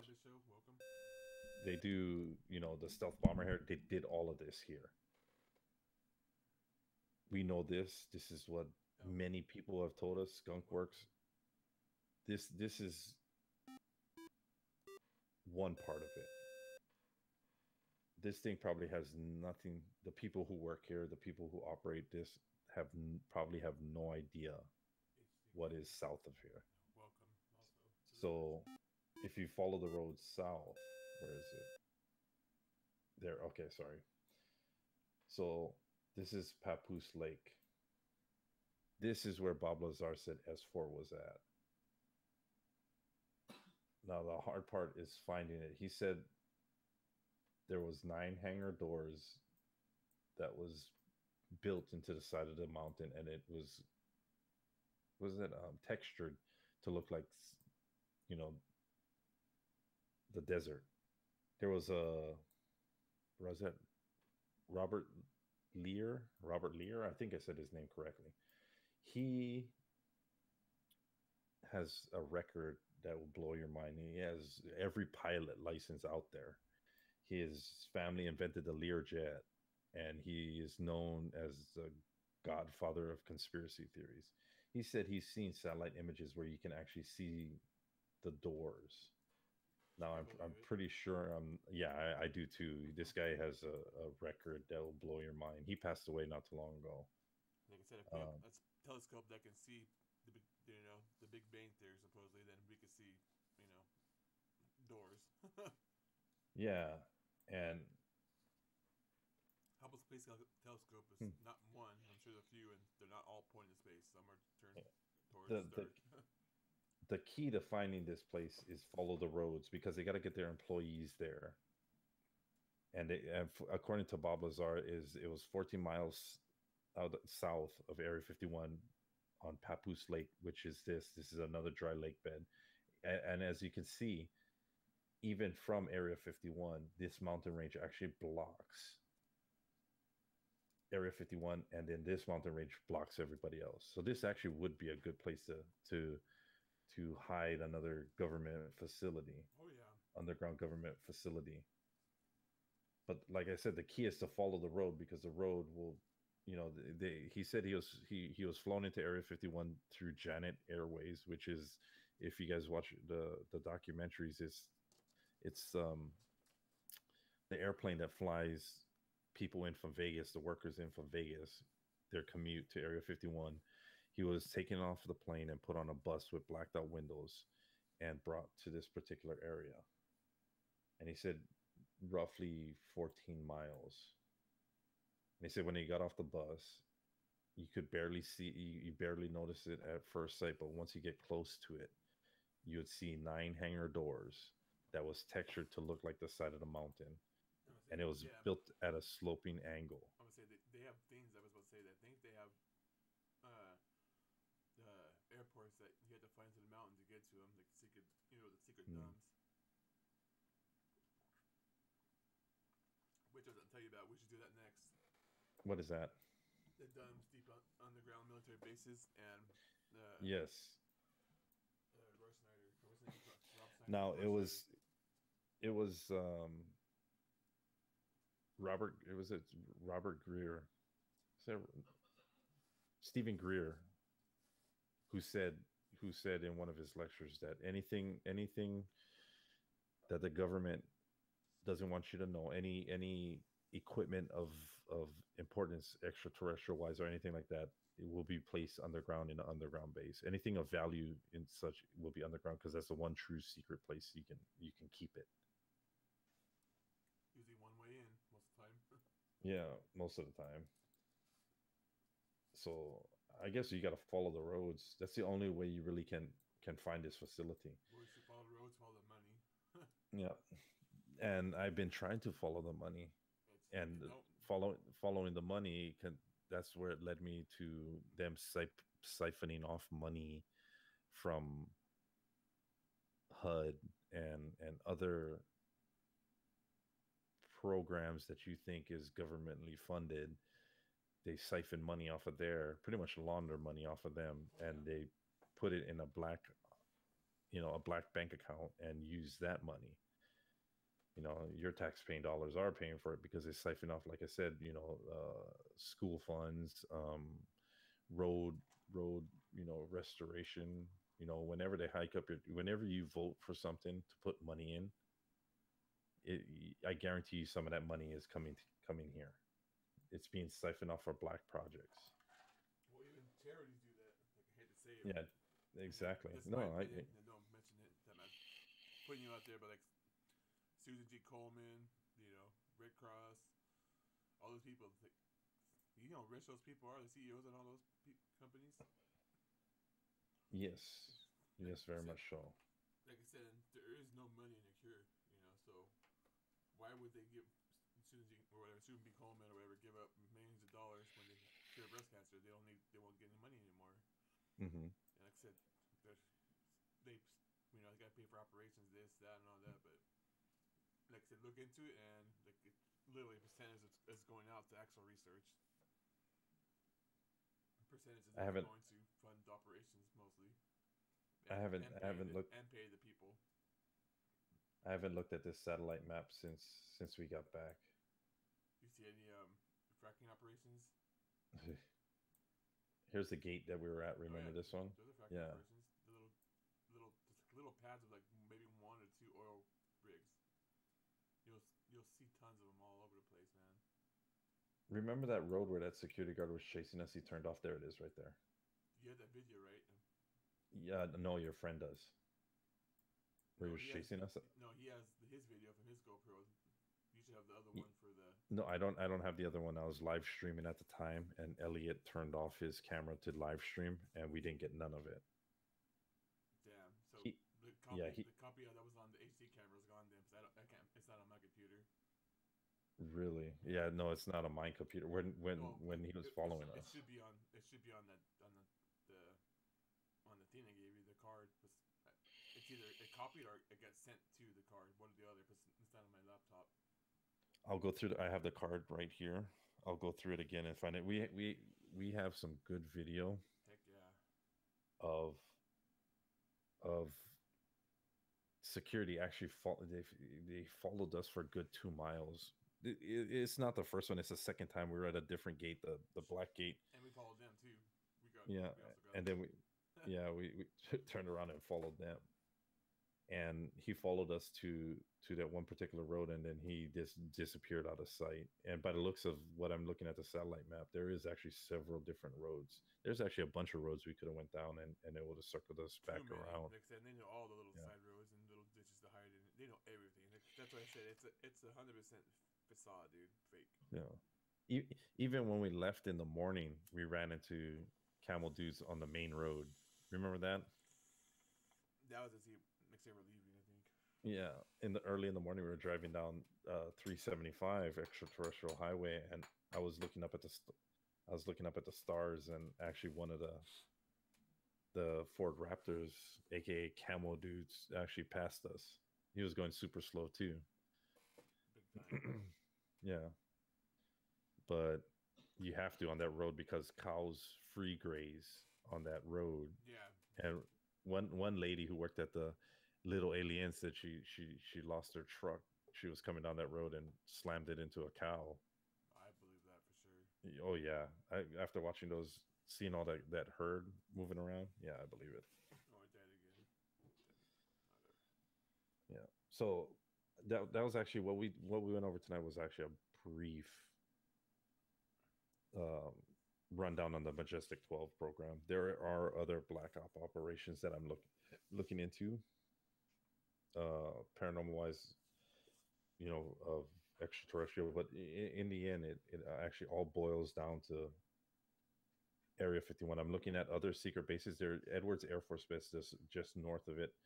I would like to take a drive out there, in the near future, and look at DARPA has a research facility out there called the Cube, and it is said that that's where they manufacture some of the stuff that they release from S4 out in Area 51, and they take it down there and they engineer it for new age weaponry and spy stuff. There's a YouTube channel called Alien Seekers who actually went out there and actually caught some good footage of new age drones that they were testing out there. Skunkworks has a facility in Burbank that also has, from what UFOologists say, an underground facility. The Skunkworks facility out in Burbank is actually built on the side of a hill. My wife actually showed me it, and I could see how they could drill into the side of the hill and make another facility into the hill. Simple. Yeah, Simple. I don't know if you've seen that building. It's right off of the 210. It's a white building, 20 stories high. It looks like a hospital, really, but it actually belongs to Boeing. No, not Boeing. Yeah, Boeing. JPL. Yeah, and that's where they built the SR-71 and the U-2. They packed it up in a truck and drove it all the way out to Area 51 for testing. But yes, I could see them building into the side of that mountain. A lot of good resources a lot of good resources to look into is Stephen Greer. Excuse me. Stephen Greer, Bob Lazar, the new documentary, just anything with Bob Lazar. If you watch his old stuff and his new stuff, the story never changed. He's taken 5 lie detector tests, and these professional guys who've done work with the FBI and all them says he's not lying. George Knapp. He is a host from Coast to Coast Radio. He was the investigative reporter who broke the story about Bob Lazar. He's another good source. There's a lot of people in this field that were normal, and I hate to use the word normal everyday people, normal lives that just change in a blink of an eye when Area 51, when Bob Lazar stepped out of the woodwork and said this. Um, Richard Lear, I think James Lear, um, he's another good source. Um, some of his information, he was a world-renowned pilot. He had every FAA classification known to man. He holds records as a pilot. Um, he he has done a lot in his life. He recently passed away. I don't know. I do not know how recently, but I know he did pass away. His research and and study into ufology, pretty much conspiracy theories. He got the name Godfather of conspiracy theories for a reason. A lot of it is far out, but a lot of it also makes sense. He worked for the CIA. He was a Most of pilot it for the does. CIA. Yeah, most of it does. There's a lot of it that doesn't, and you got to expect that when you go down the conspiracy rabbit hole, is you're going to get stuff that is way out there, but you still when you do this type of research, when you do this type of thing like me and Big are doing, you got to look at everything, and then you got to analyze everything, and then you got to look into, you got to study everything. As far fetched as it sounds, you still got to look into it, Big time. you know, and you got to determine, okay, do I want to particularly shed a light on this subject, or do I want to push it aside, save it for later, and tackle the hard hitting stuff? But you still got to go down that hole, and you still got to stick your toe in, I guess. Yep. And it so I could see how um, Lear had that kind of material. I have books and books and books and books on conspiracy theories and stuff like that. And yes, a lot of it, I was like, oh God, that sounds just stupid. And then I read into it, and I have to take a step back, and I'm like, whoa, that makes total wow. And then I dive into it. Right. So keep that in mind when you come to the my podcast or any paranormal show or video and stuff like that. Don't eliminate the possibility just by what they throw at you. Question everything. List Yeah, That's what I have to say. Question everything. listen to it. And if you don't get answers sometimes, that's Yeah, probably dig deeper a lot of times. exactly. I recommend taking it at face. Is that don't take it at face value? I think so. I'm using that term. Don't take it at face value. Yeah. Listen to the argument, and Formulate your own listen to conclusion. what they got to tell you, and then I guarantee you by the end of it, you're gonna be like, wow, I think I should look into this more. And or it will at least pique your interest into, okay, this sounds like total bullshit, but that doesn't. Let me look into that, because you got to remember, just like Big told you before, everything's intertwined. Everything connects in one sort of way. Tonight's subject, we covered the Majestic 12 program. I had no intention of putting a lot of effort into Area 51. Right. Because we discussed that on my last paranormal podcast. The only thing I wanted to mention is because Big wasn't on, he was recuperating from the trip, is to see what his thoughts were on it. But a lot of this information that I popped up tonight and I was going over with you, I was going over it for the first time, and it led back to Area 51. All these things are always related because it's something government or something religion, more than likely. Yeah, exactly. It's always tied. Like I said, It, it's somehow connected it's, always. Is know. it, That's weird. and I know you guys are probably, chat. You guys are probably saying to yourself, "Well, you're talking about aliens. Of course, Area 51 is going to entwine to it." That's not necessarily true. I've gone over sightings and other stuff. I got a whole bunch of stuff that I'm going to bring up in the near future. That's the whole reason I've been gaming. I have to cut down the paranormal podcast to twice a week if I'm lucky, and then I got to fill in that time slot with gaming. But with past the gaming, I'm in between that. I'm doing research. I'm trying to do things like I literally covering this particular subject has lit a fire because it's starting to make sense. It's starting to to like say have a bearing to it, a direction. Everything's coming together and it's pointing me in a direction. Like I was watching video on the Majestic project and researching that, and it popped me into another particular subject, the Men in Black. And I'm not talking Will Smith Men in Black. I'm talking about the real Men in Black. The actual G-men. Yeah, the actual G-men, which nowadays you hardly hear about because obviously they changed their tactics. They don't wear suits But anymore. They wear a lot of people overall. don't know. Yeah, a lot of people don't know this, but Dan Aykroyd, well, maybe a lot of he's not very secretive about it. Dan Aykroyd is a very, very big pillar in the ufologist community. Oh yeah.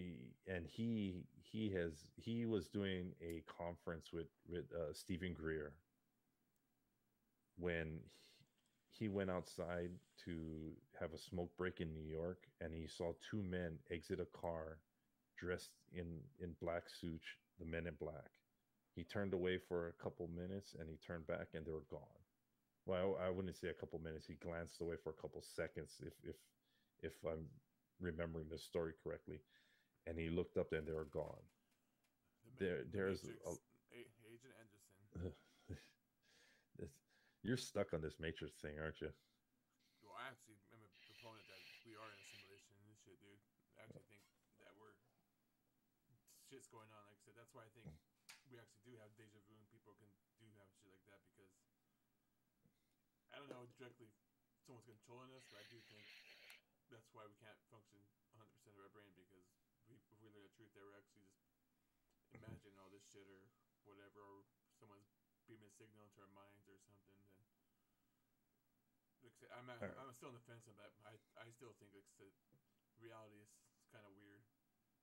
Well, yeah, reality is weird. You know why? Because we haven't. Reality is weird. Well, yes, reality, really, like I said, we just going by what people are saying or put in books and shit. Us going down that direction and trying to figure out is a never ending thing. Right. It's something you really can't go down. Remember the Lost also? That shit could be true also, But I will put that down in my subject list to research. Yeah, definitely. Just do thumbs,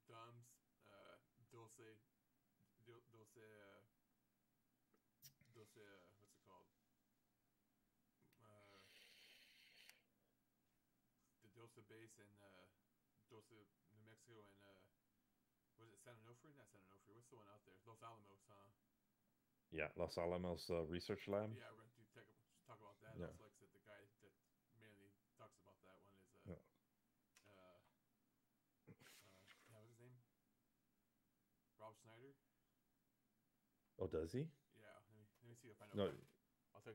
Wait. When you say Rob Schneider, yeah, Rob Schneider's the actor. No, okay, that's Roy Schneider or something like that. Oh, okay. Let me see. So there's going to be a lot on the UFO phenomena and top secret black projects that we have to cover. And like I said, it takes a lot of research into this, and it consumes a lot of time. And to my viewers who come to watch me do the paranormal podcast, I'm sorry, I'm not, I had to slow down. Is because I really want to give you guys really good content. Um, and I'm gonna I'm gonna try to keep pumping these things out, in particular, with subjects like one of the gaming uh, buddies of mine. He's ex-military. He goes under the tag name Father Coffee. He's part of a paranormal research group here in California, and I kind of want to touch bases with him and see if he could take me on a ghost hunt. And hopefully, big, you're in town when that happens, we can go out there and do that, and try to get some footage of the paranormal, you know, stuff like that, of ghost hunts and stuff like that, because I still want to do one of those. Um, I really want to cover that kind of stuff. Right. But the extraterrestrial subject that we're covering, it's a mile long. And I'm slowly chipping away at it and trying to pass the information, because a lot of this information fell through the cracks of time and people's interests. A lot of this stuff dates back to the 40s, the 50s, the 60s, and then it goes cold. There is a website that I found. It's called the National. Let's see. It's a new website. Okay, it's called the National UFO Reporting Center, and you can Google it, and it actually has a monthly list of UFO sightings, and it's broken down into categories of state and date. So if you guys are interested in that, I plan on sharing a monthly report on UFO sightings with you guys. This particular website, I guess, so the reporting part of it, people don't go into detail. They usually just give you size, shape, length of encounter, and then whatever the person on the other end is relaying to this site. And usually people leave it anonymous. Now, when it comes to UFO research, it's actually this is actually coming from the government. They're saying 80% of UFO sightings are false. They're hoaxes. But was it 90% of UFO sightings are hoax and hoaxes, and they're not true. But 10% falls into that category of unidentified. Right. 80% can be explained through logic. 10% cannot. So I got to chip away at that 80% to find that 10% for you guys. And it's interesting. I enjoy doing it. It helps me relieve stress. And it's fun. It's fun. I enjoy that, going out to Area 51 and freaking sneaking around in the dark in the middle of a snowstorm, But it does take time. It does take a lot of research. We're new to the game, I guess, as you can call it, at least the public eye. But if we're not paranormal podcasting, we would definitely be gaming, and that's another thing. For my subs, Rogue XD, she's editor of my channel. Since this is a podcast, I'm just going to call her my producer. She's actually getting some emotes up for me. And I'll share those with you guys as soon as I get them. We were bouncing some ideas around, and they're looking pretty good. So, but what sucks is I forgot to hit record on this thing. Damn it. I'm streaming, but I'm not recording for my YouTube fans. Or you don't stream and record at the same time, OBS? No, I do, but I forgot to hit the record button. No, if you stream, it should record it also automatically. Just go to your file to check it. It's probably there. Yeah. At least mine does. Well, if not, I can just pop it up on Twitch and re-record it. It's no big deal. So that is what we're dealing with, and but I'm really gonna dig more deep into the UFO phenomena because I do think we do have aircraft. I've done too much research on this to brush it aside, and I do believe that the government is hiding. I know the government. I used to work for these people. I do believe they are hiding something. We just got to figure out where and when. Will we know the truth in our lifetime? Probably not. Probably not. But at least we can put out the information, put the information out there. I do believe that. Maybe, Disclosure is going to happen in our lifetime, though. yeah. I'm hoping. If there's I'm such thing hoping. as a disclosure or whatever. I'm hoping I get this. I'll be around to see that day. But if not, I hope my son will be able to see that day. My children. Do we have?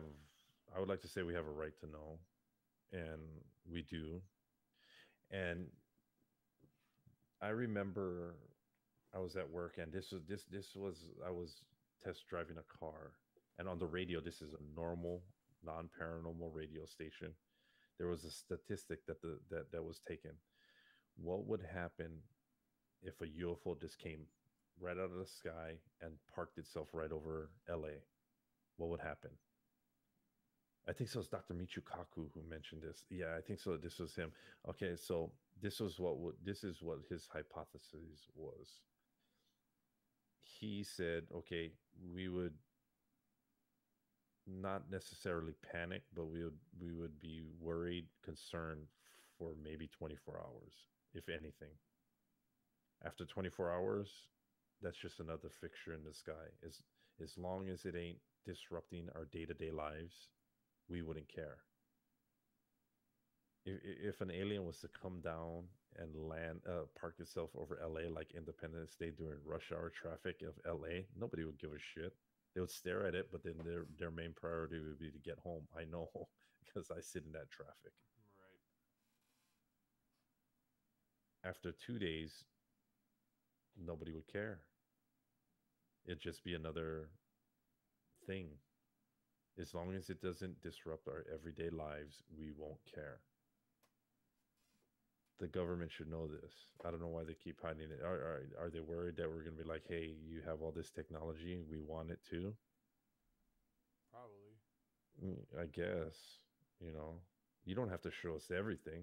Just give us something. Freaking, you know, I would be happy with the president coming out tomorrow and say, yeah, there's life on other planets. We just don't we know where they're at. We just, you know, yeah, we just don't know how to get there. We're working on it. And you know, I'm gonna say it this way: if we've been communicating, if they've been giving stuff to us, I don't know. I say if I know. Well, I have a gut feeling, Right. Right. down in my stomach that they're really giving selected people stuff. They're really conversing with the leaders and talking to them and giving them tidbits to advance our society. You can tell us that. We go, yeah, we have communication with them. You know, it's no big deal. You know, they tell us this and that, and I'll be happy to post it up on Instagram. You know, if you guys really want to know. The I could see. You know, I had this thought the other day that kind of made sense. You know, is this out there? I go, and I am gonna mention it to you guys because I was thinking it for this particular podcast. You It's know, like an epiphany kind of or something. yeah, I was like, okay, so you know, I kind of give you a percentage on how many people are skeptics in the world that don't believe any of this shit. That we're the center of the universe. That we are it as a higher life form in the universe. We are it. Um, which I think is We're number bullshit. 3. Remember? Yeah, we're number three. Just But only this some was people know that. this is the funny thing on how people are set in their ways. Is okay. Say you took 50% of the planet, the population of the planet, and you put them in a room with an extraterrestrial that proves without a doubt that they're aliens from another world, made believers out of 50% of the world. and you send that 50 people and you send them out to the other 50% of the people, percent of the population, and go tell everybody. Would you think that other 50% would jump on that bandwagon? No, I don't think so. They would still be skeptics. It's like 50% of that 50%, probably. Yeah. So yeah, I don't know. I don't know if the government said, okay, we should tell these people. We just got to figure out how to tell these people, how to tell the world that this is happening. This is what's out there. They just haven't come to a conclusion. You know what I mean? Yep. The world leaders all know what's going on. Well, at least the For important sure, the dude. important ones, you Yeah. know. And I emphasize the important ones. Russia knows. United States knows. Japan knows. You know, all the major players of the UN is probably at the center of all of it. Probably. Yeah, there's no, you know, yeah.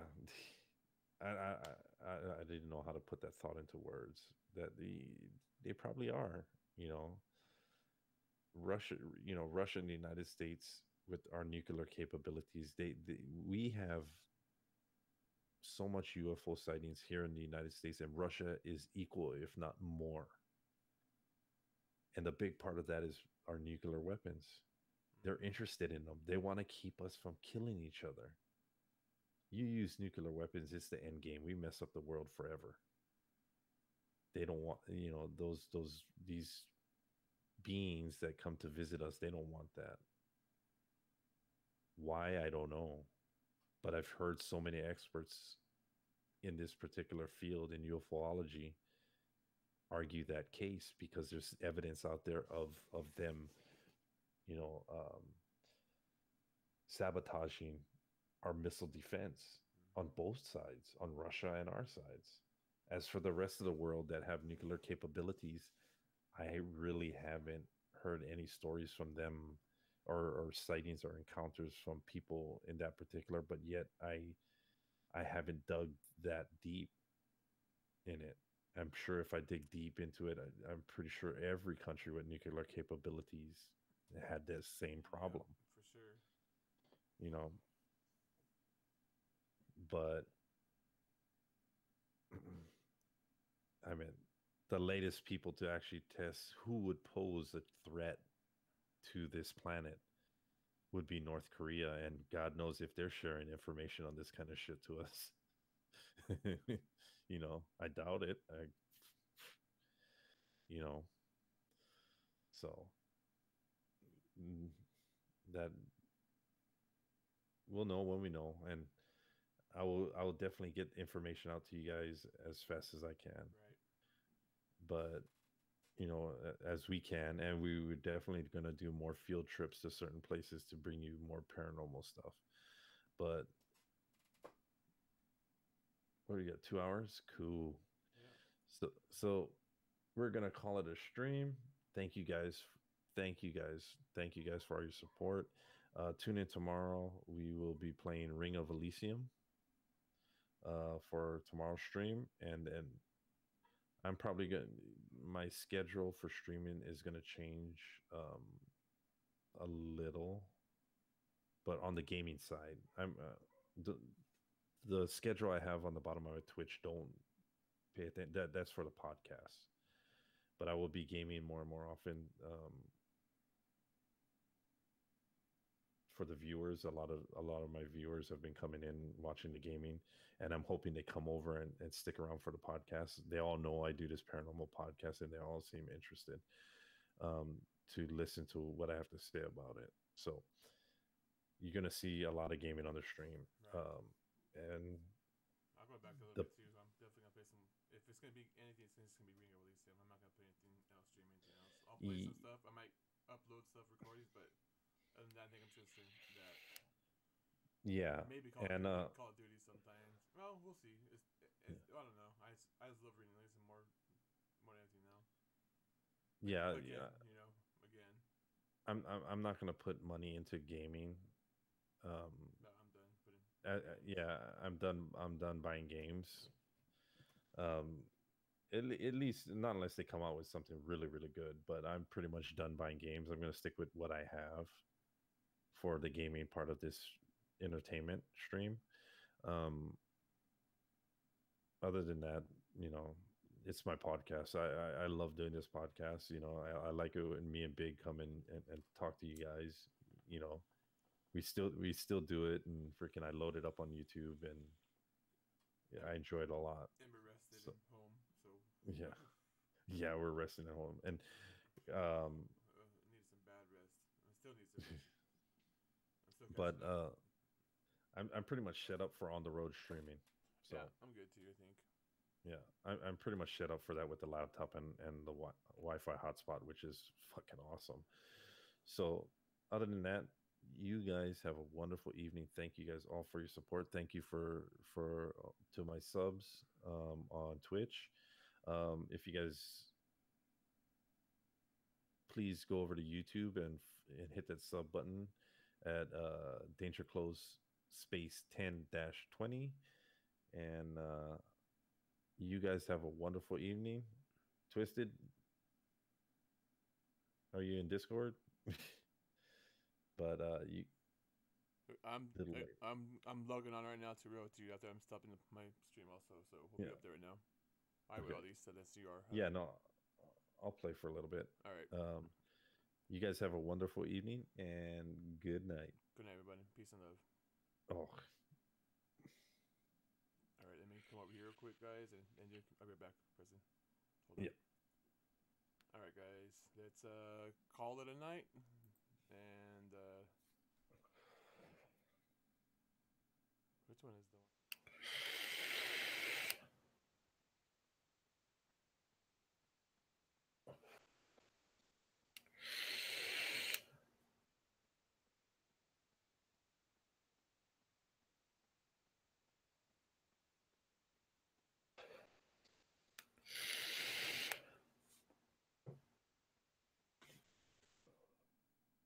Oh, I don't know where I went. Well, anyways. All right, guys. Well, I'll talk to you guys later. Peace and love. And hold on, let me put this music on.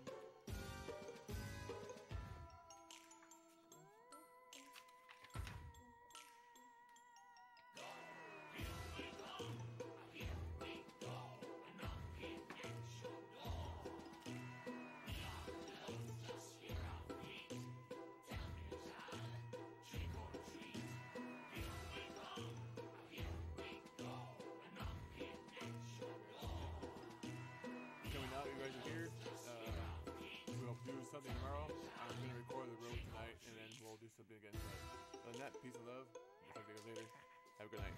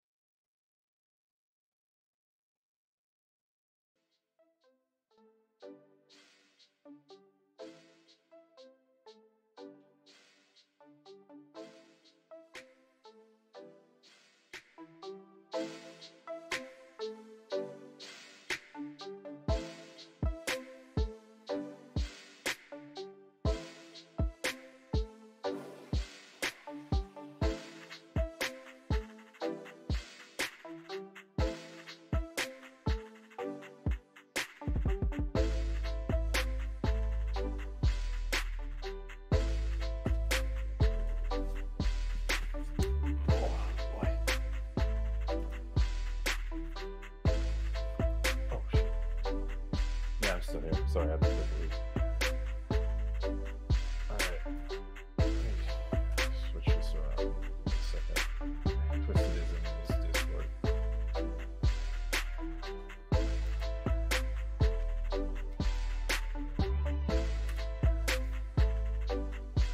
All right. Hey, Big, can you hear me? Yeah. Yeah, I can hear you. Okay, let's jump into Discord.